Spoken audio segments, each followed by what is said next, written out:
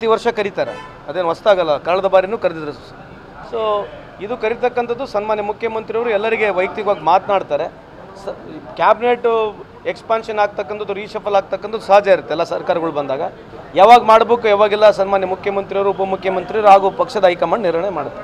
Sir, ಪಪ್ಪಿಯವರ ಇಡೀ ದಾಳಿ ಮತ್ತೆ ಮುಂದುವರೆದಿದೆ. 40 kg ಏನೋ ಚಿನ್ನ ಸಿಕ್ಕಿದೆ ಅಂತೇಳಿ. ಅಂದರೆ ಬಿಹಾರ ಚುನಾವಣೆಗೆ ಅಜಿತ್ ಪವಾರ್ ಇದ್ರಲ್ಲ, ಅಜಿತ್ ಪವಾರ್ ಮೇಲೆ 60,000 ಕೋಟಿ ಅವ್ರಿಗೆ ಏನಿತ್ತು, ಅವ್ರ ಮೇಲೆ ಆರೋಪ ಇತ್ತು. ಅವ್ರಿಗೆ ಒಳಗೆ BJP ಕರ್ಕೊಂಬಿಟ್ರು. ಯಾರಿಗೆ? ಅಜಿತ್ ಪವಾರ್. ಹಾಂ, ನಿಮ್ಮ ಅಸ್ಸಾಂ ಚೀಫ್ ಮಿನಿಸ್ಟರ್ ಯಾರು? ಅಸ್ಸಾಂ ಚೀಫ್ ಮಿನಿಸ್ಟರ್ ಯಾರು? ಗೋಗೆ ಅಲ್ಲ, ಅಸ್ಸಾಂ ಚೀಫ್ ಮಿನಿಸ್ಟರ್ ಯಾರು? ವಿಶ್ವಾಸ್ ಅವ್ರ ಮೇಲೆ ಏನು ಆರೋಪ ಇತ್ತು? ಶಾರದಾ ಚಿಟ್ ಫಂಡು ಅವ್ರ ಮೇಲೆ ಇತ್ತು. ಇವರಿಬ್ಬರು BJPಗೆ ಹೋಗ್ಬಿಟ್ರು. ಯಾರು? ಅಜಿತ್ ಪವಾರ್ ಅವರು. ಇವ್ರ ಮೇಲೆ ಸಾವಿರಾರು ಕೋಟಿ ಆರೋಪ ಇತ್ತು. ಇವ್ರು ದುಡ್ಡು ಕೊಟ್ಟು BJPಗೆ ಹೋದರು. ಪಪ್ಪಿಯವ್ರು ಏನು ದುಡ್ಡು ಕೊಟ್ಟಿಲ್ಲ, ನಮ್ಮ ಬಿಹಾರಕ್ಕೆ ಏನು ದುಡ್ಡು ಕೊಟ್ಟಿಲ್ಲ. ಕೊಡ್ತಾರಲ್ಲ ಅವ್ರಿಗೆ ಹಿಡಿಬೋದು, ಯಾಕಂದ್ರೆ ಆ ಶಕ್ತಿ ಅವ್ರ ಹತ್ರ ಇದೆ. ಯಾರು ದುಡ್ಡು ಕೊಡ್ತಾರಂತ ಹಿಡ್ಕೊಂಡು ಇವ್ರು ಅವ್ರ ಪಾರ್ಟಿಗೆ ಸೇರಿಸ್ಕೊಳ್ತಾರೆ.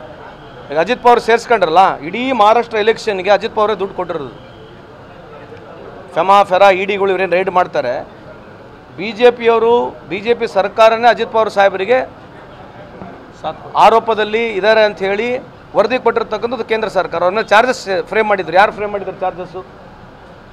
ಕೇಂದ್ರ ಸರ್ಕಾರದ ಇರ್ತಕ್ಕಂಥ ಇನ್ಸ್ಟಿಟ್ಯೂಷನ್ಗಳು ಅವ್ರ ಮೇಲೆ ಫ್ರೇಮ್ ಮಾಡಿದರು. ಅವ್ರು BJPಗೆ ಹೋಗಿದ ತಕ್ಷಣ ವಾಷಿಂಗ್ ಪೌಡರ್ ನಿರ್ಮಾಣದಲ್ಲಿ ತೊಳೆದ್ಬಿಟ್ರು. ಅವ್ರಿಗೆ ಮಿಷಿನ್ ಇದೆ, ಅವ್ರ ಹತ್ರ ಒಂದು ಮಿಷಿನು.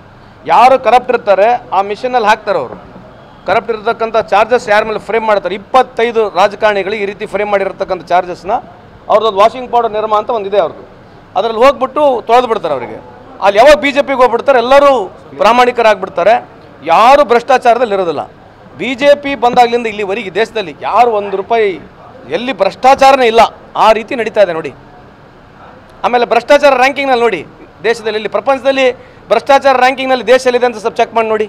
ಯಾಕಂದರೆ ಇಲ್ಲಿ ಇರ್ತಕ್ಕಂಥ ಪ್ರಜ್ಞಾವಂತರು ತಾವೆಲ್ಲರೂ ಸ್ವಲ್ಪ ಚೆಕ್ ಮಾಡಿ ನೋಡಿ. ಭ್ರಷ್ಟಾಚಾರದಲ್ಲಿ, ಫ್ರೀಡಮ್ ಆಫ್ ಸ್ಪೀಚ್ನಲ್ಲಿ ನಾವು ಎಲ್ಲಿದ್ದೀವಿ, ಹಂಗರ್ ಇಂಡೆಕ್ಸ್ನಲ್ಲಿ ಎಲ್ಲಿದ್ದೀವಿ, ಪಾವರ್ಟಿ ಇಂಡೆಕ್ಸ್ನಲ್ಲಿ ಎಲ್ಲಿದ್ದೀವಿ, GDPಯಲ್ಲಿ ಎಲ್ಲಿದ್ದೀವಿ, ಎಲ್ಲರಿಗಿಂತ ಹೆಚ್ಚಾಗಿ ಭಾಳ ಇಂಪಾರ್ಟೆಂಟ್ ಅಂತಂದರೆ ಪಾಸ್ಪೋರ್ಟ್ ರ್ಯಾಂಕಿಂಗಲ್ಲಿದ್ದೀವಿ ನೋಡಿರಿ.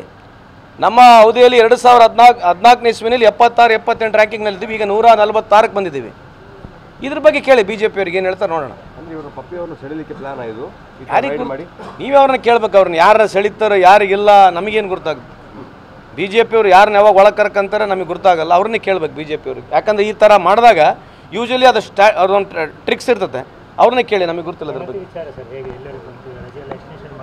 ಮಾಡಿದ್ದೀವಿ. 70-80% ಮೇಲೆ ಆಲ್ರೆಡಿ ಆಗಿಬಿಟ್ಟಿದೆ ನೋಡಿ. ಇದು ಯಾವುದು ಜಾತಿ ಗಣತೆ ಅಲ್ಲ, ಇದು ಶೈಕ್ಷಣಿಕ, ಸಾಮಾಜಿಕ, ಆರ್ಥಿಕ ಇರತಕ್ಕಂಥ ಇದು ಒಂದು ಏನು ಸಮೀಕ್ಷೆ ಇದೆ.